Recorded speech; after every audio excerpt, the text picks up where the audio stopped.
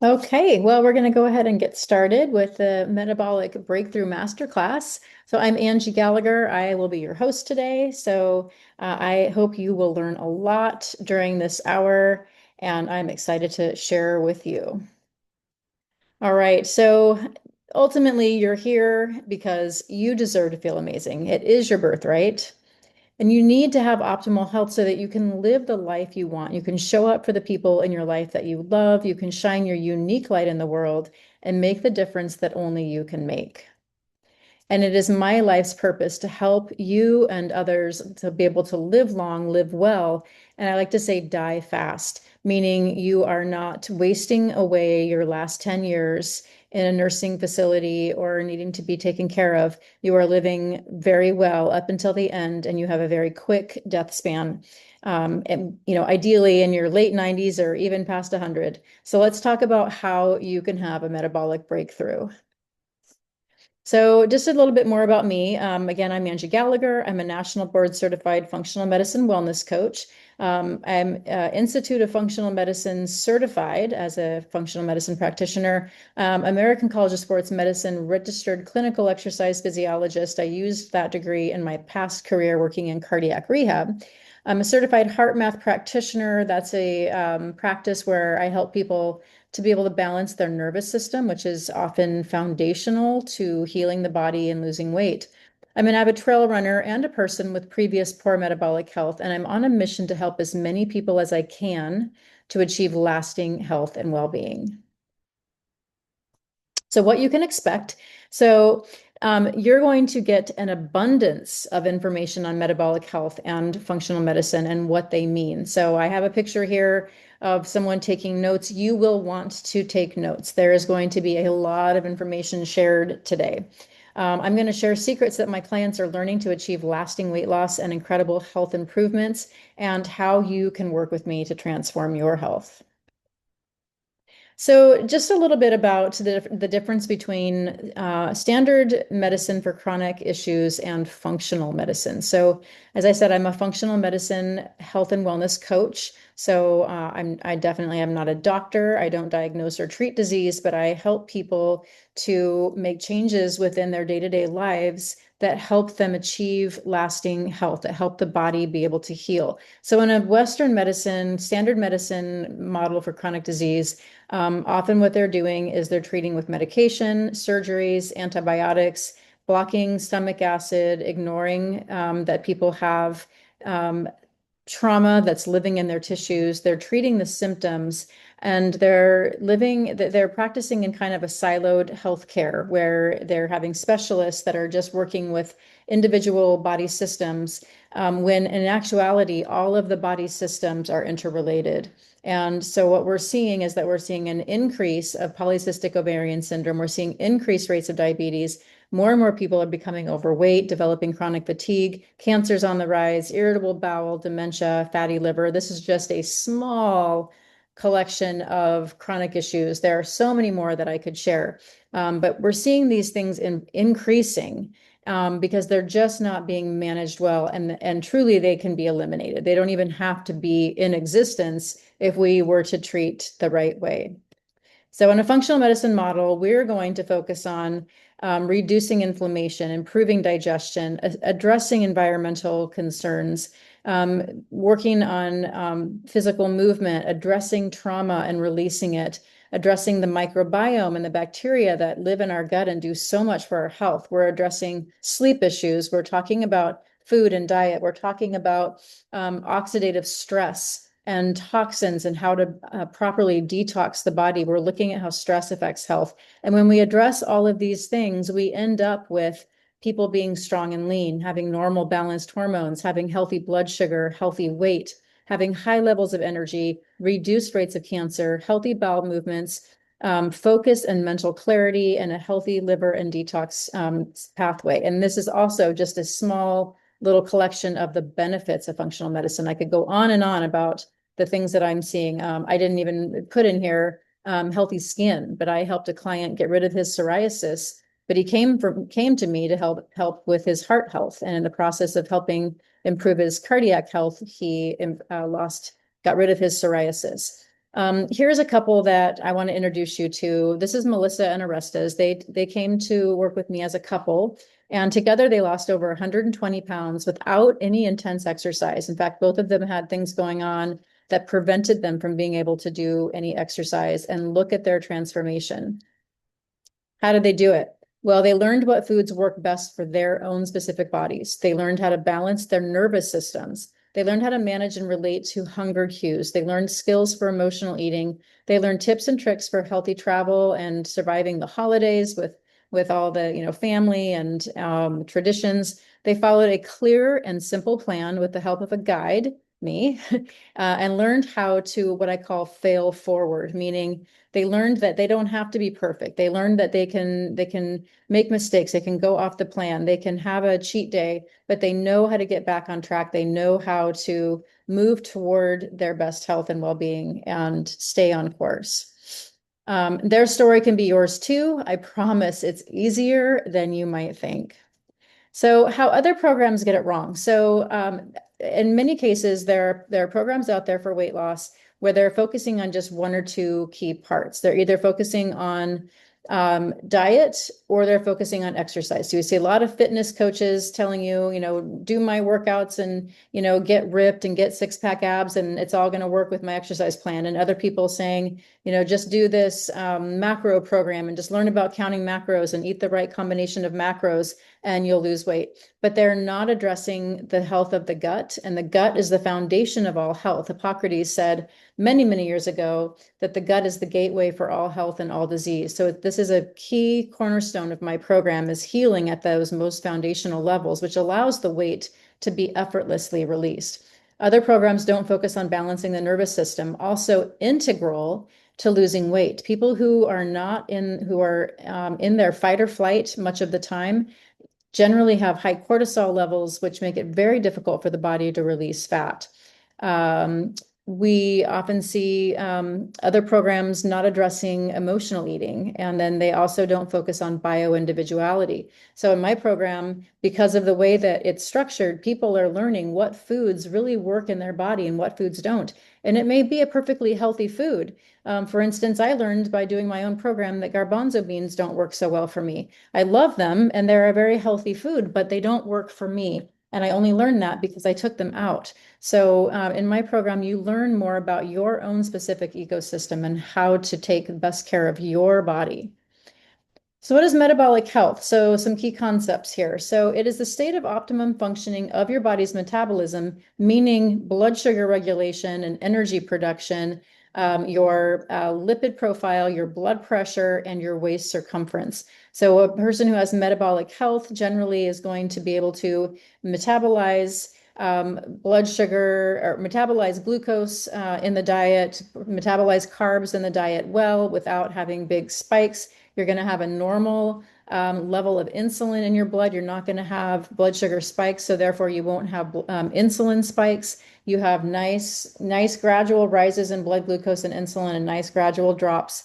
You have good mitochondrial function, meaning the energy powerhouses of your cells are working well and giving you plenty of energy. Cholesterol levels and triglycerides, blood pressure, and body composition are all within ideal range. This would be a picture of metabolic health.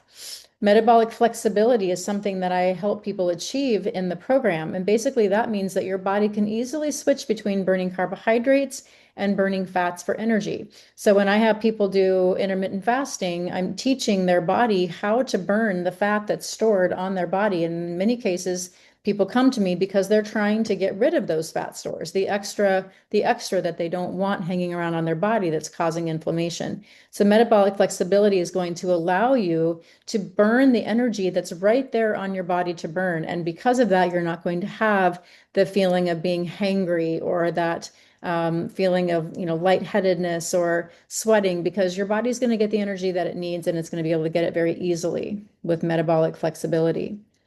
So what else does metabolic health feel like? I mean, this is what really matters, right? We want to feel good. We just want to feel good so that we can live the life we want and have confidence in our health and in our longevity. So we have unlimited energy. We have rare cravings. We have a good and stable mood, restful sleep. We have excellent focus and mental clarity through the day. We have more glowing skin and less wrinkles. We have a healthy libido. We rarely feel that feeling of hangriness. Our weight is in a healthy range. We rarely get sick because the immune system is closely linked to metabolic health. And we have rare digestive issues. What does metabolic health not feel like? Well, unfortunately for Chris Farley's character in this Saturday Night Live skit, it means even though you have a lot of extra energy right there on your body to burn, your body can't access it. It's actually, really unfortunate that people are walking around with thousands of calories that they could use for energy, but they still have a feeling of being starving. So other symptoms of poor metabolic health, fatigue, having a lot of cravings, especially for sugar and carbs, having poor focus or concentration, often being sick, being overweight, frequent mood swings, unstable or low energy levels, depression, sagging skin, increased wrinkles, frequent digestive issues, and feeling burned out. No fun. Life's too short for that. So we're going to talk about the impact of the processed foods. So, and I meant to say ultra processed foods. Many of the foods that are healthy are quote unquote processed, and we're going to talk about what that difference means. But ultra processed foods basically means that food no longer resembles its original form. So none of these things resemble their original form. Corn flakes, that doesn't look like corn. The Ritz crackers in no way look like a grain. The bread doesn't even resemble a grain. The potato chips, you'd hardly recognize that being a potato. And granola bars are just full of sugar and other crap. So ultra processed foods are really, they're problematic. And it's a big part of what I talk about in my program. So here's a little schematic showing, what do processed foods actually do throughout the body? So there's a lot here. This slide has a lot of information on it, but you can see where pretty much every system of the body, our brain is affected, anxiety and depression. We no longer have normal neurotransmitter function. We have lost our ability to have a normal dopamine rise with unprocessed foods like fruit, because our bodies have become so dependent on ultra processed foods and on the hyper palatable and just calorie dense foods that give us those quick dopamine surges. And so we don't have normal dopamine response to normal unprocessed foods. We end up with what's basically food addiction. In the gut, we end up with what we call leaky gut, which leads to widespread inflammation throughout the body, which is a big reason for chronic issues, including weight gain. Our microbiome is going to be thrown off. We're going to have a lot of dysbiosis or overgrowth of harmful bacteria, which is going to lead to more cravings. We also can end up with vitamin D deficiency because vitamin B is created in the microbiome. We're going to have insulin resistance, which is a huge risk factor for developing diabetes and heart disease, and end up with more fat storage. It's going to affect our hormone balance, our thyroid. We can end up with more fatigue. It's going to affect our liver. And in many cases, people have non-alcoholic fatty liver because of a diet high in these foods. And then, of course, skin, as I mentioned earlier, it shows up commonly in the skin in the form of eczema, psoriasis, and acne. All of these things are 100% preventable. So what are the dietary approaches for metabolic health? So these are some of the things that I teach in my program. Some of these, some of these things, there's even a little bit more specific guidelines around. But I will say that, people are really focused in my program when they do the 3-month transformation program.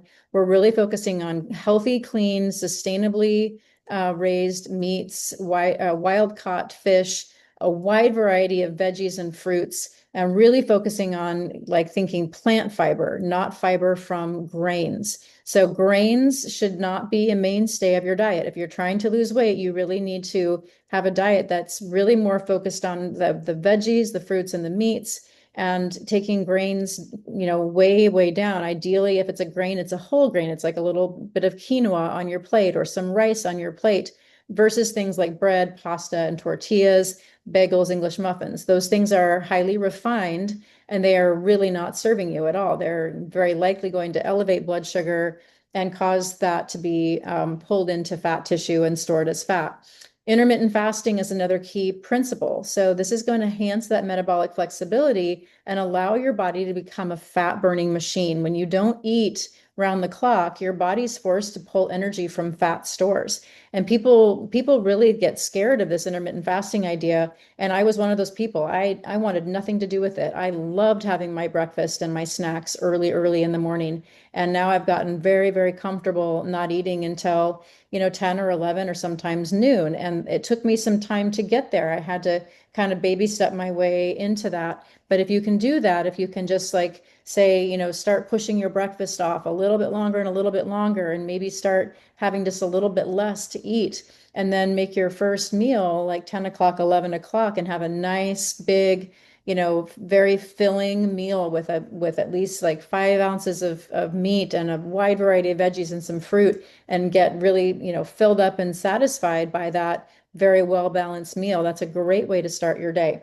Of course, if you are diabetic, if you have a really intensive exercise regimen that you do first thing in the morning, then this can be something that is not going to work and will need to be modified. And that's what I do when people work with me and do one of my packages where they're getting more one-on-one support. I will really work with people on an individual basis. I've had people who are doing training for half marathons, going to CrossFit, and they needed to have their programs modified to support that.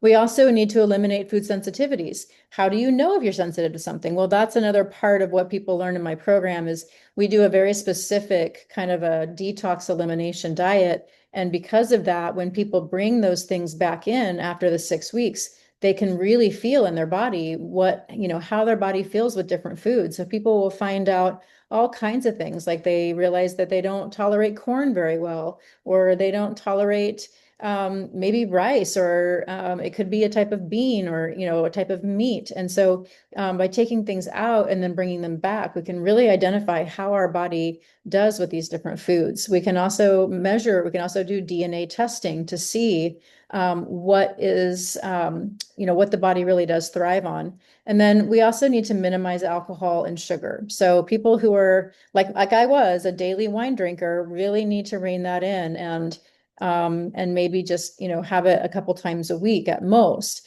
And sugar just does not belong in the diet at all. Refined table sugar is just really inflammatory. There's lots of other ways to satisfy your sweet tooth. You can use dates and figs and other maple syrup and honey and various things to get that sweet fix without using refined table sugar, which is just highly inflammatory.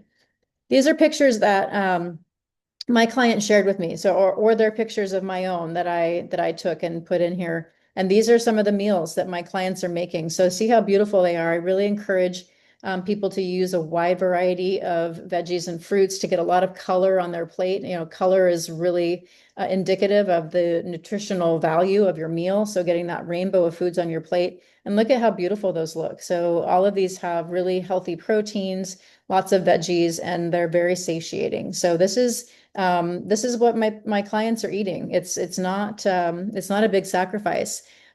Here's one of my clients. She was already living a really healthy, active lifestyle. So her pre and post pictures are not dramatic, but the thing is she was doing everything. She was working out regularly. She was eating, what by most people's standards would be considered a pretty healthy diet. And she was really frustrated because she had extra weight showing up in her back, that was squeezing out on this, above and below her bra strap and her waistline. She kind of lost her waistline and just wasn't happy and feeling like she was doing everything right. She was, had always been an active person to go to the gym and lift weights. And after doing my program, she lost 20 pounds very easily and has kept it off. She's improved her blood sugar and insulin levels, which based on lab testing were not ideal. She improved her gut and digestive health. She learned how to meal plan and prep. She reset her metabolism, and she went from having 2 plant foods per day, 1 fruit and 1 vegetable per day, to having at least 10 plant foods per day. And she said she and her husband are never going back. She's like, we are so used to having all of that color and texture and flavor on our plates. We can't believe we used to only have 1 vegetable. So some of the things that one of my clients said, that stubborn weight contributed to her contacting me, and it was shocking how quickly the weight came off. She said, I started the program and I found my waist again. I feel so much better, less bloated and uncomfortable in my clothes and skin. It's nice to know that you can get on a Zoom chat with Angie and other people in the program and get individual sessions if needed to answer questions and get individual support. So she was a big fan. And I want to talk a little bit about metabolism and inflammation. So you've heard me talk about inflammation. Inflammation is also really, really central to being able to achieve metabolic health. They kind of go hand in hand. So if you have poor metabolic health, you will have systemic inflammation in your body. And if you have systemic inflammation in your body, it's going to affect your metabolic health. So they affect each other, and it can be either a very positive spiral or a very downward spiral. So inflammation is at the root of most chronic conditions. So what causes inflammation? Well, it typically starts because of issues at the gut level. And that does not mean that you have diarrhea or constipation or you're super gassy or bloated. You might not have any gut specific issues, but it is a leaky gut wall that's causing your immune system to go haywire. And so inflammation is a dysfunction of the immune system. The immune system is what is causing the inflammation, and the immune system gets confused and overworked because the gut wall is not intact. And that leaky gut is causing things to get through the gut wall and creating kind of a battlefield where the immune system is responding to all of these things. We can also see inflammation caused by excess fat tissue on the body. It actually creates, it sends out inflammatory signaling. We have poor microbiome health and diversity. So not having a good diversity of bacteria or having an overgrowth of harmful bacteria in the gut directly lead to issues at the gut wall and lead to issues with endotoxemia, meaning the die-off of some of those bacteria actually enter the bloodstream and create basically a toxic burden of bacterial endotoxin. We have excess alcohol as a big contributor to inflammation, and it really has a negative impact on the microbiome. There's a lot of research on the effects of alcohol and the microbiome. The processed foods, the ultra-processed foods cause inflammation. Food sensitivities and not being aware of them and eating those foods can cause inflammation. Certain medications, having high stress, meaning and leading to high cortisol, and over exercising. So I want to talk about healthy fats, healthy and harmful fats and oils, because these are also they're a big reason why the processed foods are harmful, because they're full of these they're full of harmful fats and oils. So this is going to, for a lot of people, this is going to kind of blow your mind, and it's going to be counter to what you have probably heard for many, many, many years. So saturated fats, monounsaturated fats, and polyunsaturated fats are different in the way that they're structured. So a saturated fat molecule is going to have no double bonds, meaning all of the carbons are saturated with hydrogens.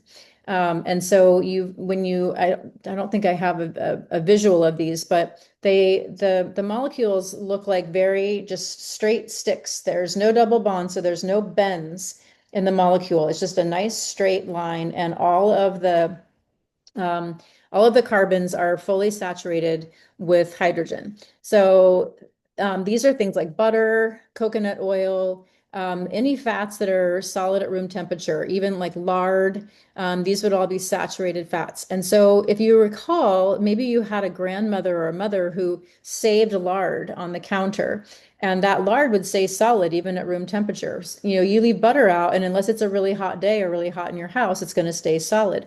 They are more stable oils. They resist heat, light, and oxygen, and they don't go rancid quickly. I remember my grandma had a thing of lard that she just left on the counter, and she would scoop out of it every time she made eggs, and it sat there forever.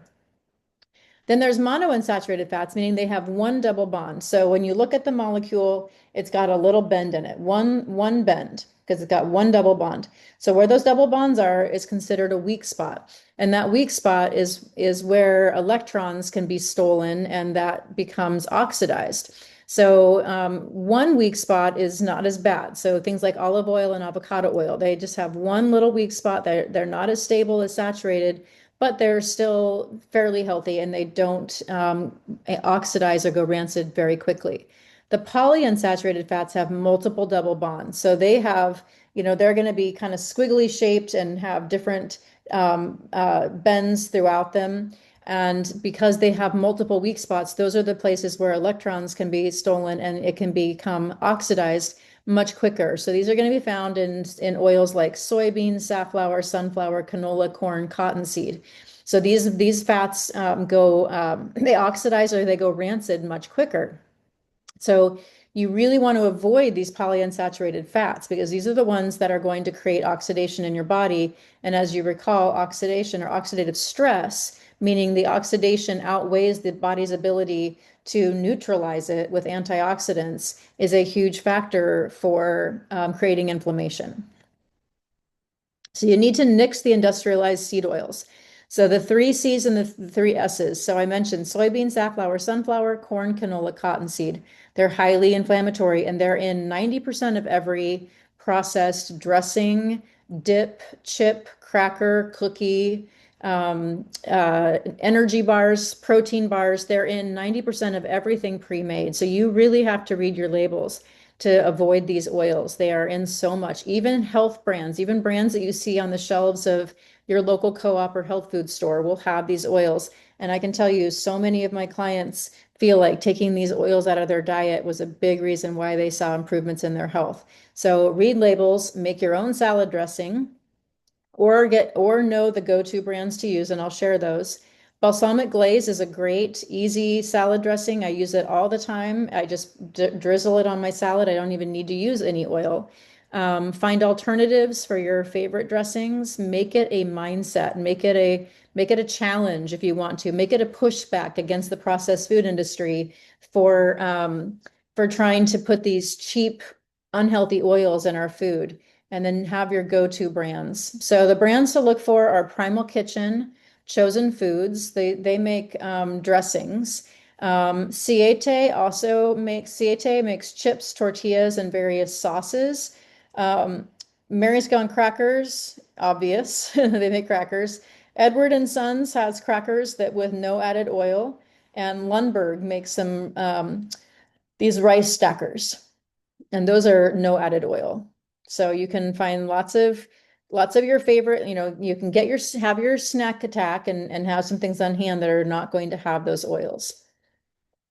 Getting more protein is another key component of healthy weight and weight maintenance. Protein has thermogenic benefits. So when we eat enough protein, it actually causes our body to burn more calories, to increase the metabolism.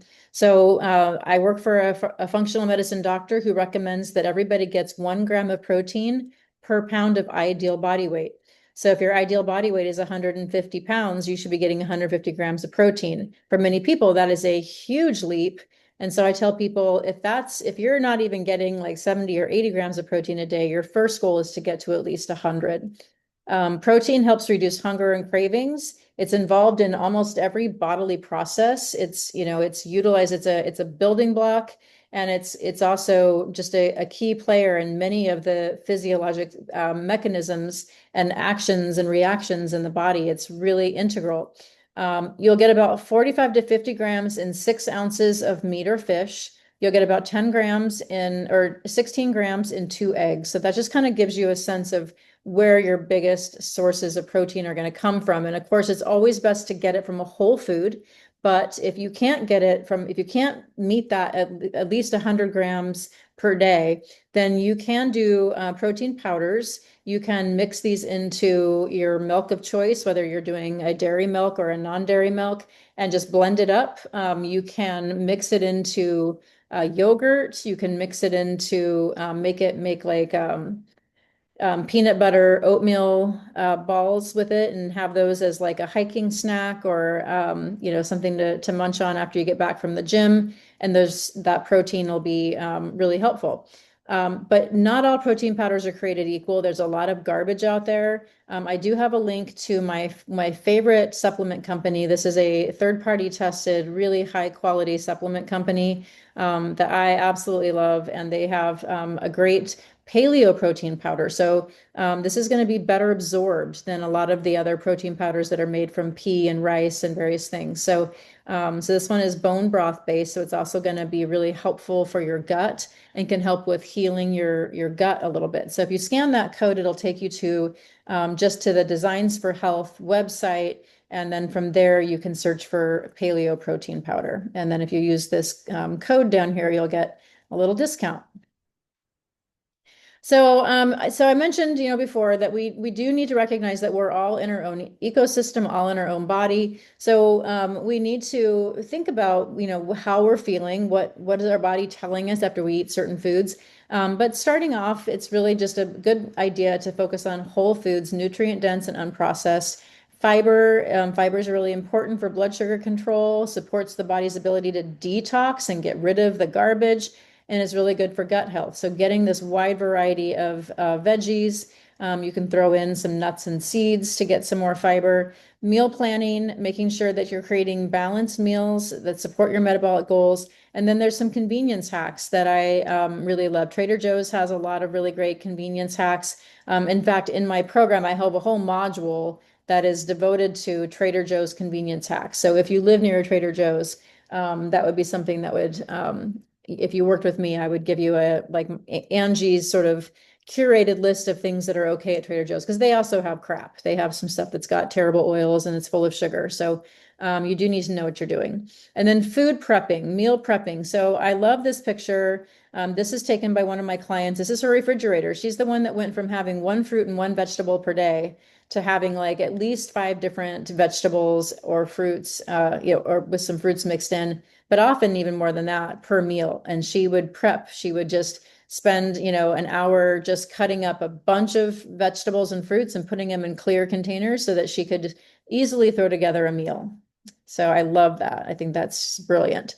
So exercise and physical activity, this is also a big part of having metabolic health, but you don't have to run a marathon. You can do what works for you. I'm always about making it fun. If you don't enjoy it, if it's not something you look forward to, then you're unlikely to be consistent with it long term. So exercise is going to help improve our insulin sensitivity, our body's ability to uptake glucose and get it out of the blood, which results in reducing your insulin levels. So it takes less insulin to do the job when you're insulin sensitive. And that's a key component of metabolic health and cardiovascular health. It's going to improve our immune system. Exercise and immune function are very closely linked. It helps to balance the nervous system. So both of those are going to affect our metabolism and our body's ability to achieve healthy weight. Exercise is going to burn fat, especially if you can go out and exercise fasted. So I always do exercise generally without eating anything beforehand, because it's teaching my body how to use the fat. Of course, if I'm going to go out and do sprints, then I probably need to eat some carbs first. So it really depends on what you're doing and the type of activity that you're doing. But many forms of exercise can be done in a fasted state to increase your body's ability to use fat for fuel. And exercise has epigenetic effects. So when they've looked at how exercise affects your genes, they have seen that they actually lengthen the telomeres on our chromosomes, and the telomeres, they say it's like, think about the little plastic coating on your shoelace. If you have a nice long plastic coating on your shoelace, then you're likely to have those laces last longer. Telomeres are like these little protective ends on our chromosomes, and the longer they are, then generally the longer we live, and the shorter they are, then the shorter our lifespan. And exercise has been shown to increase or lengthen those telomeres. So lots of things to think about. There's different types of exercise. So I would say find the thing that feels like play. Find the thing that feels like you are actually having fun. For me, it's being out in the forest. I'm out there, and every time I'm like, this is like a playground. Like, this is so fun for me, but it might not be the case for you. So you need to find the thing that feels like play. There's other things too that help. So think about NEAT, non-exercise activity thermogenesis. This just means moving more throughout the day. It means, if you're sitting at your desk, maybe you're tapping your foot. If you're traveling, maybe instead of hopping on the escalator, you take the stairs, or instead of getting on the moving sidewalk, you just use your feet, use your legs. You just keep moving. You find ways to keep moving your body throughout the day. And that actually, in many cases, can even outweigh, going out and doing like a 30-minute walk or workout. So take advantage of those opportunities just to kind of move throughout the day. Aerobic exercise has great benefits for your cardiovascular health and for calorie burning. Strength training is really crucial for building muscle, and it will also increase your metabolism and improve your insulin sensitivity. High intensity interval training is an efficient way to boost metabolic rate, improve your VO2 max or your fitness level. And there's a lot of research showing longevity benefits. So there's lots of YouTube videos that you can find on high intensity interval training, and you might find something that's like 10 or 15 minutes, and you get a good increase in your heart rate, and you work really hard, and then you're done. Something is always better than nothing. So even if you just have time to get up and take a 10-minute walk, that is so, so, so much better than not doing anything. So remember, even small efforts have payoff. So you need to celebrate every effort. Be happy with yourself, congratulate yourself, give yourself a high five, even if you just do something small, because it's those small successes that you build on over time that are going to be the secret to long-term success. And for some people, having a buddy, someone that you can commit to that's going to show up and be there to do the morning walk or hit the gym after work. I always say consistency, convenience, and commitment, the 3 C's. If you've got all of those in place, then you're going to have some success.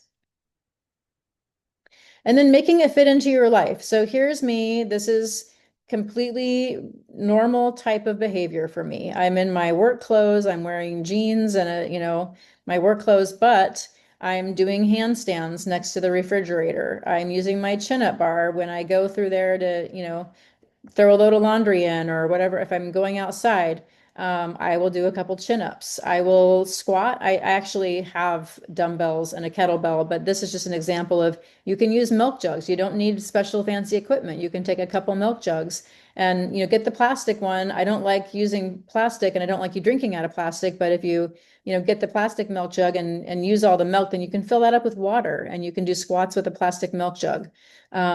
Here's me doing raising my legs to do ab work. So these are all things that I just sprinkle in. I sprinkle in. It takes me 2 minutes, at a time, and I get a lot of benefit from that. What else affects metabolic health? So we really need to address stress, sleep, and hormonal balance. And there's so much more that I can share in a masterclass, but we're going to just touch on a few key things. So stress and cortisol are absolutely key. We really need to understand that this can be the thing standing in your way. I've had a lot of people where they have been eating exactly right. They've been exercising, maybe even too much of an extreme, but they've been doing all the things and not being able to get rid of the weight that they're struggling with. And often it's weight around the midsection. That's typical with high cortisol, is that you have more cortisol receptors in your belly. In many cases, people struggle with belly weight when they're highly stressed.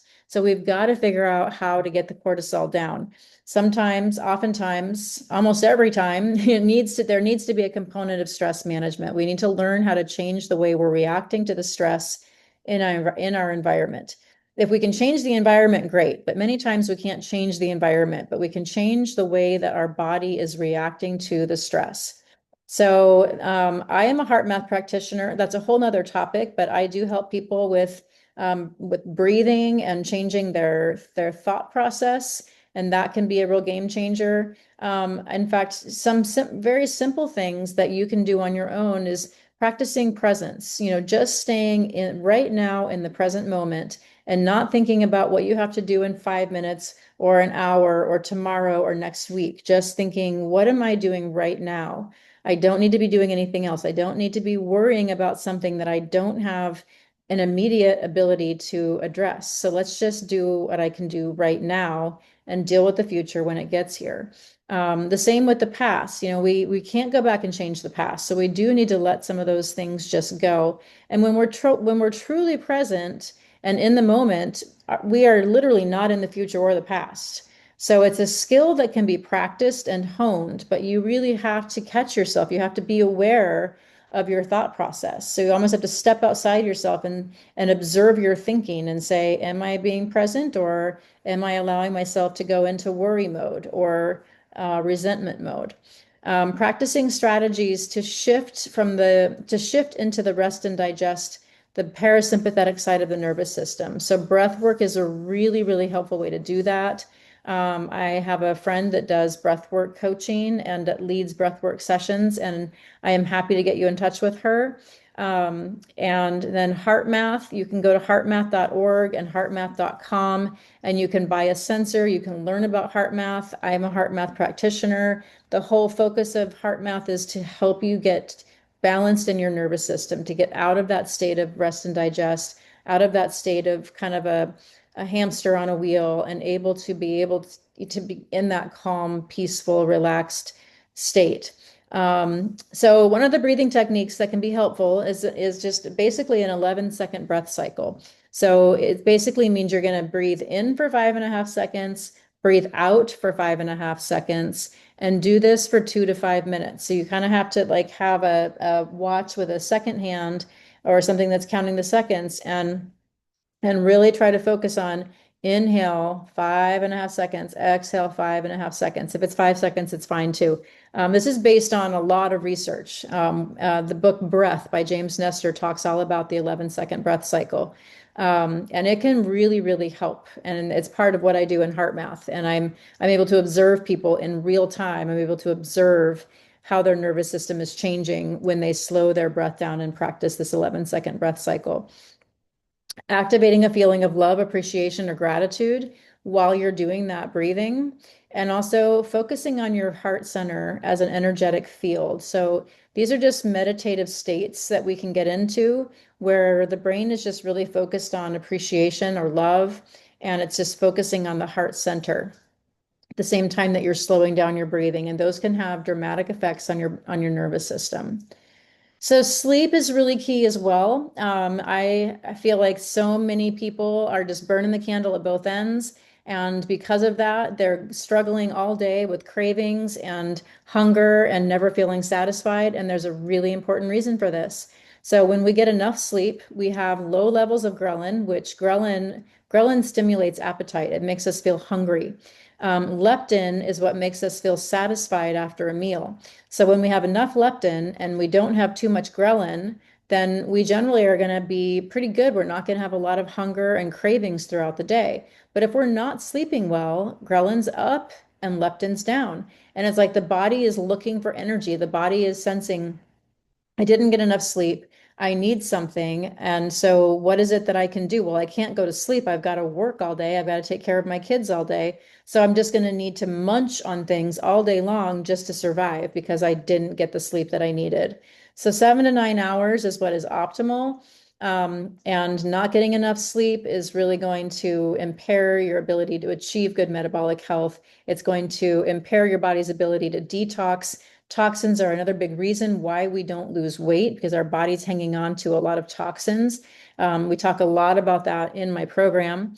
And so not getting enough sleep is also going to increase and throw off those hunger hormones.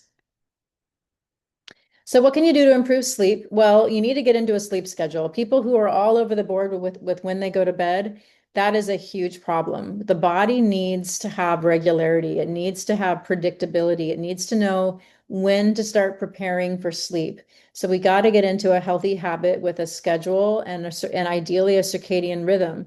So we're sort of following what's happening, with the earth and the sun. So we're not staying up till 2 in the morning. We're going to bed at 10 or 11, sometimes earlier for some people. And so if you're not going to bed early enough, maybe the first thing is just to start going to bed earlier.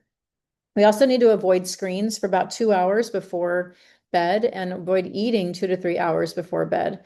The body really needs to have an empty stomach so that when you go to bed, there's no attempting to try to digest food because when we're in bed, that's when the body needs to focus on detox. It doesn't need to be focusing on digestion. That can impair, you can end up with issues with undigested food in your stomach and entering into your upper intestine. contributing to issues with bacterial overgrowth because our body's just not meant to be digesting at that time of day. It's meant to be doing the work of detox. Getting outside and getting sunlight during the day is going to be helpful for signaling melatonin at night. We need to think about our ancestors. They didn't sit inside artificial light all day. They actually were up and moving at sunrise. So getting out at sunrise and witnessing the sunrise early in the day is really helpful. Again, getting out during the day to get some sun on your skin and in your eyes. You got to take your sunglasses off because if you're not getting the sun, I'm not saying to stare at the sun, but I'm saying like peripherally, when the sun rays enter the back of the eye, that's going to signal things in the pituitary gland and help with the right hormones and neurotransmitters to both keep us focused during the day, but also help us sleep at night. Journaling or meditating or just doing like a brain dump before bed can help prevent the monkey mind. Sometimes sleep-inducing music or white noise. You can get white noise apps on your phone, and you can just kind of cycle through the different ones and see which one is most calming for you. For me, just sometimes having a fan in my room, just like a floor fan, is enough like background noise. Sleepy time teas like chamomile, lavender, lemon balm, ashwagandha, magnesium glycinate. Most of us need to be on a magnesium supplement, and this is a great one for sleep. PS 100 is another sleep supplement or adaptogen. And then there's lots of other adaptogenic teas and supplements that you can find. So other strategies for sleep,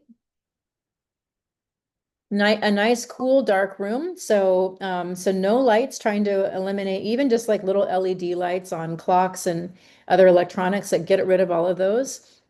Your environment should be 62 to 65 degrees, nice and cool. If you can turn your Wi-Fi off at night, especially if you're sensitive, a good mattress, sometimes a body pillow, something that we can kind of wrap our arms around and put between our knees, can help with just alignment of the spine and prevent, waking up with aches and pains. Having an attitude about bedtime and about sleep that it is me time. It's not like, oh, I have to go to bed. Oh, I should go to bed. It's no, I get to go to bed. Bedtime, sleep time is the new me time. I need to cultivate a feeling of gratitude for it and not think of it as something that I just have to do. Try to avoid a lot of stimulus before bed, trying to avoid listening to really negative news, watching violent TV shows or movies, doing doom scrolling on social media.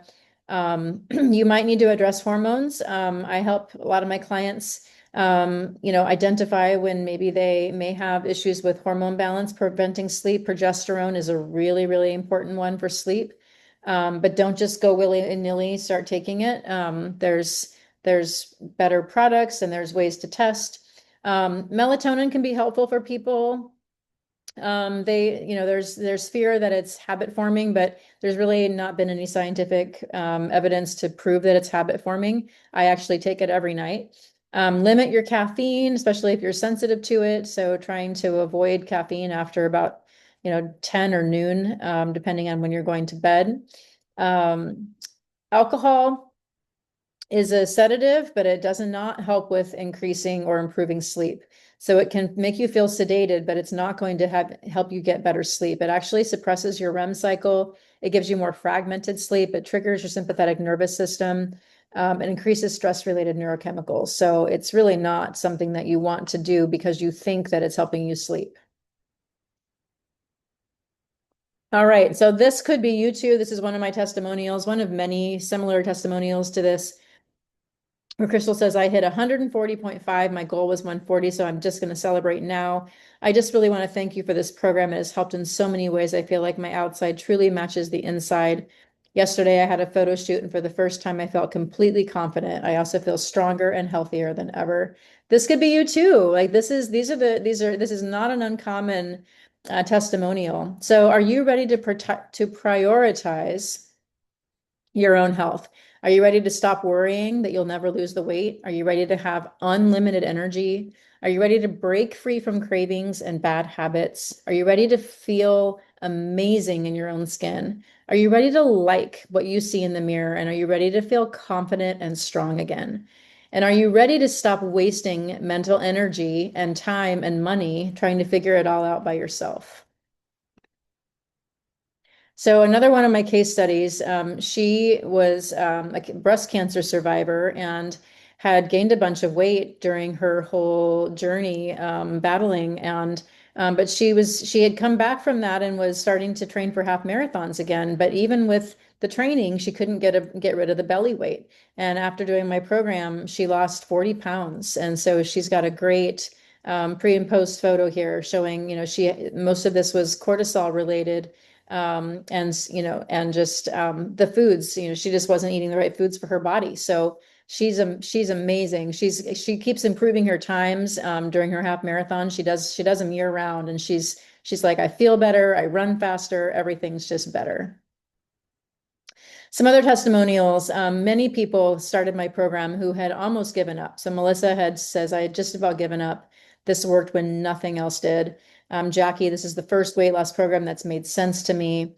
Corey says, I can't believe how simple it is. I really thought it would be harder. Babette says she lost the 18 pounds that had cycled on and off her body for the last 2 decades very quickly and more easily than she's ever lost weight before. Her doctor was excited to see her updated blood tests and was happy she was in a program that was nutritionally based, because they don't get much nutrition taught in medical school. And Anne says how freaking amazed she is, how good she feels, and that she's lost 19 pounds in 4 weeks. It's all based on science and what our bodies need to function properly. And when they're getting what they need, they release what they don't: inflammation, visceral fat, brain fog, aches, and pains. She's 100% right. It's exactly what happens. So you are here today for a reason. You deserve abundant health. So let me ask you this question. Do you feel hopeful? After everything I shared, after all of the success stories that I've shared, after all of the science and the rationale and the reasons for why we sometimes struggle, knowing that there's an answer for those, do you feel hopeful? Because your hope plus my expertise equals outrageous success. So if you're ready for outrageous success, if you're ready to feel completely transformed and to get off the struggle bus, then scan this QR code and set up a free wellness strategy call.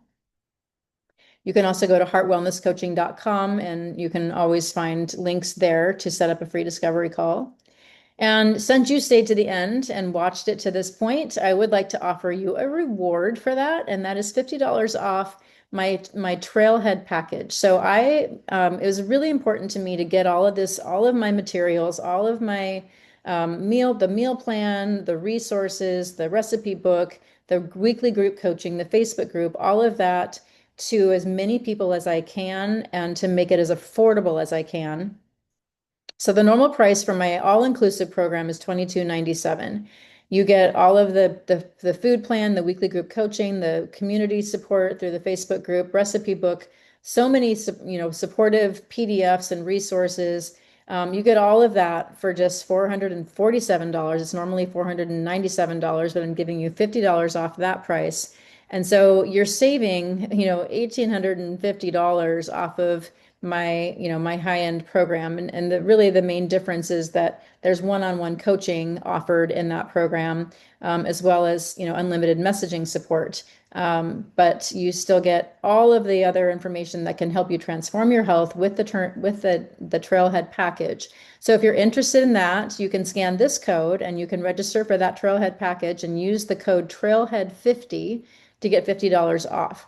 So if you decide that you want a more personalized approach, I have a base camp and a summit package. So my base camp includes me reviewing and responding to your daily food diary, and also unlimited messaging support. So there's a lot of personalized care in that base camp package. And then the summit package includes one-on-one coaching sessions where we can really dive into if you have very specific health issues or you have very specific goals and you really feel like you need a little bit more hand-holding and a little more support to reach those. And you can upgrade from one package to a higher one at any time by simply paying the difference. So that is what I have for you today, and I made it in just under an hour. So Yay me. So thank you for watching.